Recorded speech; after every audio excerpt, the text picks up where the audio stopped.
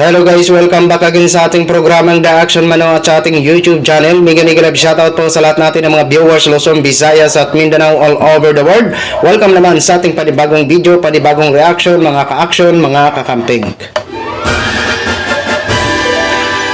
Alright, pag-usapan lang ho natin itong mga ka-action ulit. Itong nangyari nga na papasalamat ng mga Duterte sa Hong Kong, mga ka-action, mga kakamping, no? So, kaya pala marami ang nasa loob ng kasi dito may nag-chat po sa atin at mamaya may papanood po ako sa inyo na pahayag ni Digong. Okay? Ito kasing chat ng ating isang kaibigan at ayaw ko nang banggitin ang kanyang pangalan. Okay? Taga Hong Kong po ito, isang OFW. Ayan, sabi niya sa Southern Studium sa Wan Chai, Hong Kong, ito yung area kung saan ginaganap ang pagsamba ng mga KOGC ni Kibuloy. Alam na this. Okay. O, di ba?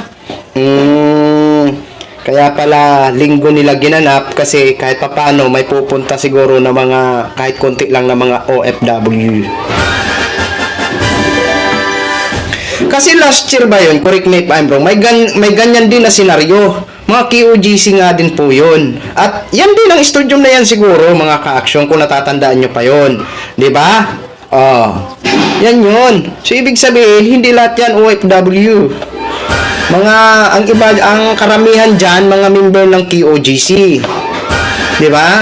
But anyway, yun nga po, kinakalandakan kasi ng mga ilan sa mga makaduterte na OFW, lalo na sa kanilang mga social media, marami daw ang nagmamahal kay Tatay Digong. Tatay Digong, sinabi nila Tatay Digong, kaya yun lang din ang baggus ko. Pero hindi ko po yan Tatay. Si Digong yan, si Digong, si Digong. Okay? So, anyway, ito po ang pinakasentro natin, mga ka-action. Inano lang natin yan yung rally nila kasi baka akalain ng iba lahat yun mga OFW. Grabe. Kaya pala tingnan mo naman sa mga mukha, mukhang hindi naman mga OFW ang iba. Oo, di ba? Ang karamihan mukhang hindi OFW, pero sige lang, wala tayong pakialam dyan. Yan lang naman ang puwersa nila dyan eh. Oo, wala nang iba. Ito, panoorin po natin itong sagot ni Digong sa ICC na di umano na kumakalat na sa arrest warrant nga ng inisyo ng ICC. Di umano. Okay? May sagot siya dito, mga ka-action. Ang balita ko, may warrant daw ako pag... Hindi, totoo. Yung sa ICC or something. Matagal na akong hinahabol ng mga putang ina.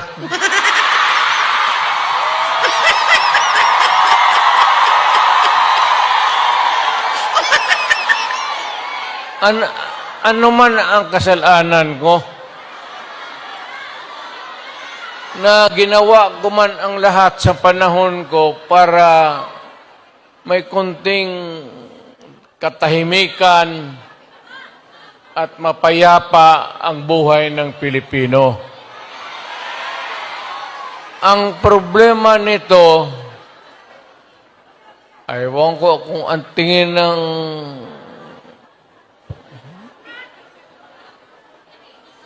ako'y raw yung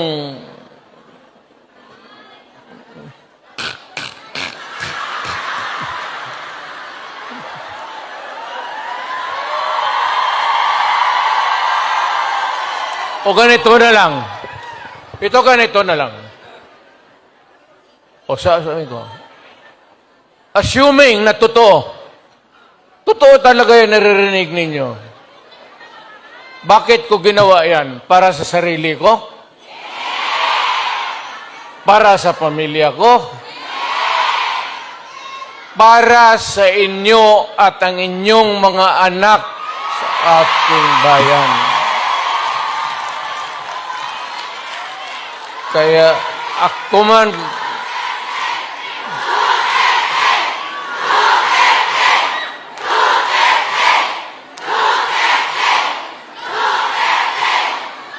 ang higiin ko na lang sa inyo, total, kung ganito man talaga ang swerte ko sa buhay, okay lang, tatanggapin ko yan.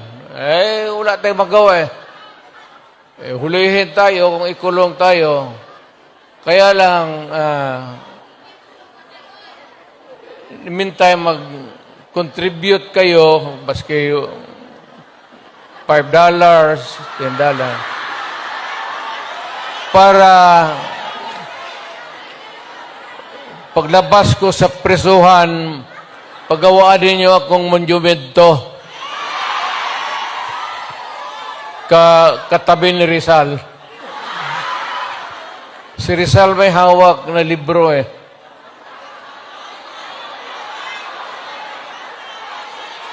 Akin.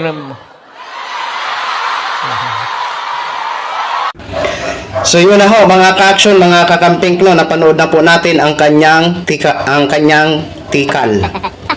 Alam niyo ang tikal? Kayabangan. 'Di ba?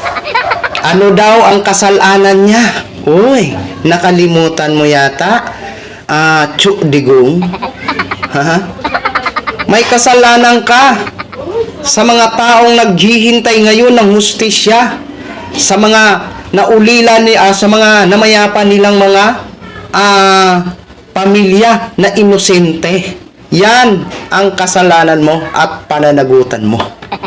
Huwag mong kalimutan yan. Di ba? Wala kaming naging problema sa war on drugs mo. Pero ang nakikita namin na malaking problema mo, itong mga nadamay na mga inosente. Di ba? At kailangan ba talaga magurgur ang libo-libo na kapwa nating mga kababayan dahil lang sa war on drug? Di ba? Kitang-kita naman natin ngayon sa panahon ni Mr. President Bongbong Marcos. May nahuhuli na mga malalaking operasyon sa illegal na gawain. May nakikita ba tayo na may namamatay? Di ba? Abay ako, wala pa akong napapanood na may namatay sa mga ganun na mga klase na war on drug sa panahon ngayon ni Mr. President. Sinasabi din ni Mr. President Bongbong Marcos yan sa kanyang mga talumpati every time na pumupunta siya sa mga rallies ngayon sa campaign period nila. Di ba? Hindi kailangan pumatay ng manggurgur ng libo-libo, no? Gurgur na lang kasi masyado masilan ang di ba? Hindi kailangan manggurgur ng libo-libo para maipatupad lang ang war on drugs. Di ba? Tama naman 'yon. Di ba? Ito pa. Gusto mo magpa-contribute dahil ipagawa mo ng monumento mo? Hiyay. Hindi ka na ba nahiya sa sinasabi mo? Dinamay mo pa si Jose Rizal. Bakit? Yung ginawa mo ba nung ikaw ay presidente para kang si Jose Rizal? Ang layo nyo naman. Si Jose Rizal, ang pagkakalam ko, nagpakabayani yun para sa bayan. Pero ikaw, hindi ka bayani para sa amin. Kumpara dyan sa mga supporters mo, bayani ka, bahala kayo, magsulo-sulo kayo. Di ba? Kailangan pa talaga mag-contribute ng $5 para sa, sa monumento mo. Yay! Diyos ko po.